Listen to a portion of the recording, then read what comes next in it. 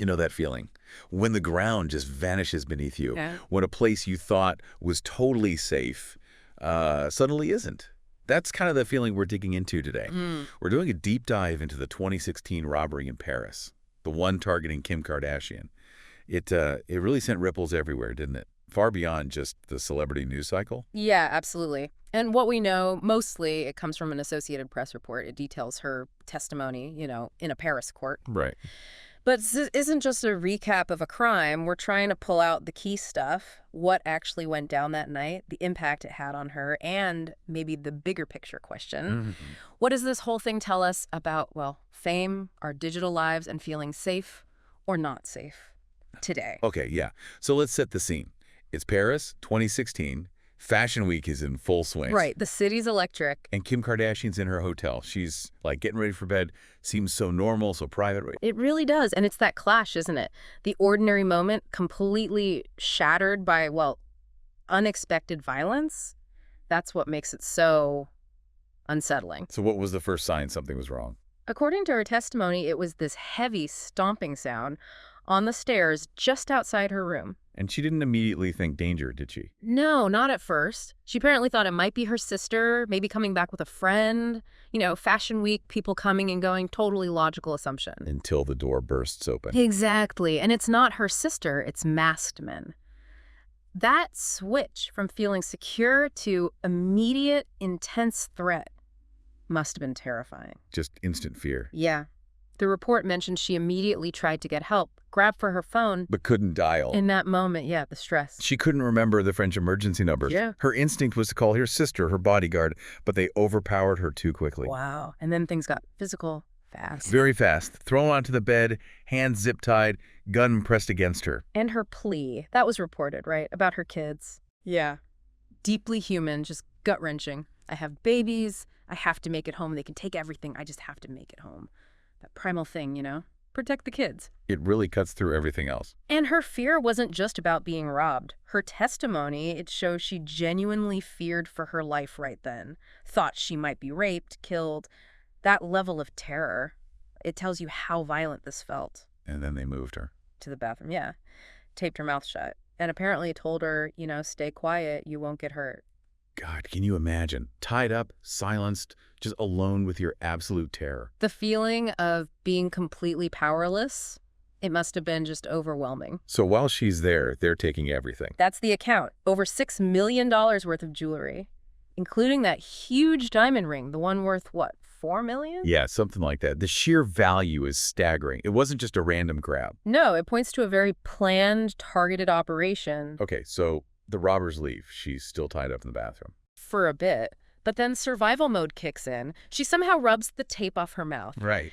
And even though her hands are still bound, she manages to hop downstairs, finds her friend and stylist, Simone Harouche. And they didn't just call the police from the room. They were terrified the robbers might still be there or might come back, so they actually hid in some bushes on the balcony while Kardashian called her mother. It sounds like something out of a thriller. It really does. And Simone Harouche testified too, right? What did she add? She gave another perspective on just how terrifying it was. She heard Kardashian screaming, "I need to live," over and over. Oh, man. Harouche herself was so scared, she locked herself in a different bathroom and texted for help. It just paints a picture of pure panic in that suite. And Harouche made a point about the jewelry, didn't she? Yeah. About victim blaming. She did, yeah. A really strong point. She pushed back hard against the idea that, wearing expensive things somehow invites being robbed. Like blaming someone for what they wear if they're assaulted. Exactly the parallel she drew. She said it's just wrong, placing responsibility on the victim instead of the criminals. It forces you to think about those reactions, It really does. So who are these guys? The robbers? Well, the French prosecutors called them a seasoned criminal ring. And here's a slightly bizarre detail. Most of them were older guys, like 60s and 70s. Seriously? Yeah, the French press nicknamed them Le Petit Braqueur, which basically means Grandpa robbers. pretty much grandpa robbers. Whoa. But don't let the nickname fool you. The charges were incredibly serious: armed robbery, kidnapping, criminal gang activity, stuff that carries potential life sentences. So experienced criminals, despite the age, did they all admit it? It's a bit complicated. A number were initially charged, some later released. Two defendants did admit being there at the scene, but one of them actually claimed he didn't even know who Kim Kardashian was. That seems unlikely given the target in the hall. It does raise questions, right? Suggests maybe different levels of planning or knowledge within the group. And this all happened when her fame was at, like, peak level, wasn't it? Absolutely peak. The report nails it. Fashion icon, reality star, billionaire business mogul. She'd kind of perfected this new kind of celebrity built on constant real-time social media. Which leads to the theory about how they planned it. Exactly. Investigators seem to believe they used her digital footprint, all those photos, the timestamps, the geotags showing where she was. Stuff she posted herself. Right. Combine that digital intel with, more traditional old-school criminal work like surveillance. It's pretty chilling how the tools we use to share our lives can become vulnerabilities. You think about location services on your own phone. This is that, but on a massive, targeted scale. It's that blend, isn't it? The digital frail leading them there, but probably physical scouting, too. It wasn't just online. Did this change things? Like how celebrities use social media? There was definitely a ripple effect. Reports came out about publicists, managers telling their clients, hey, be more careful.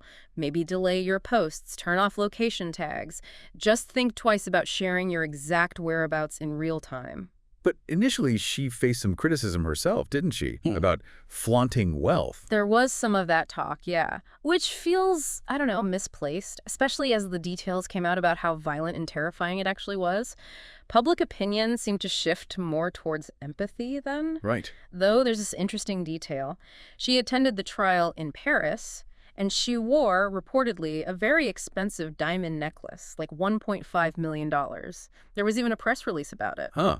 That adds another layer, doesn't it, to the whole conversation about visibility, image, and security. It does. It keeps that tension alive, How? between the public persona, the brand, and the very real risks that come with that level of exposure. And the personal cost for her seems huge, long-lasting. Definitely. She talked about another incident, a later attempted robbery in LA that felt like a copycat. And now she apparently needs constant security, like 4 to 6 guards at home. She even mentioned developing a phobia of going out. Said the Paris robbery just really changed everything for her and her family. That's profound. It fundamentally alters your sense of safety. Completely. And she spoke about Paris itself, how it used to feel like a sanctuary, a place she felt safe, even walking alone at night. Now it's the place where this incredibly traumatic thing happened. That association must be hard to shake. Very. And giving that testimony, being in court, it seemed really important for her personally. She said she wanted to share my truth. Framed it as looking for closure, maybe a way to finally put this hopefully to rest. You can almost hear the need to just move past it, even though it clearly left scars. Exactly. The trial wasn't just legal, it felt like part of her own process of trying to heal. So, wrapping up this deep dive, what are the big takeaways? Well, first, the sheer violence and terror of the robbery itself. Can't understate that. Then there's the strong suggestion that her online life, her digital footprint, played a role in making her a target. Right, the connection between digital visibility and physical vulnerability. Definitely. And then the deep, lasting emotional and psychological impact on her. Plus, the fact that the legal side is still ongoing. It's really a stark example, isn't it, of the risks tied to immense fame in our super connected world. It really is. And that leaves us, and you listening, with a pretty big thought to chew on. In this age where we're all increasingly visible online, where's that line? Between sharing our lives and keeping ourselves safe. What are the hidden costs of being constantly connected, not just for huge stars, but maybe in different ways for all of us?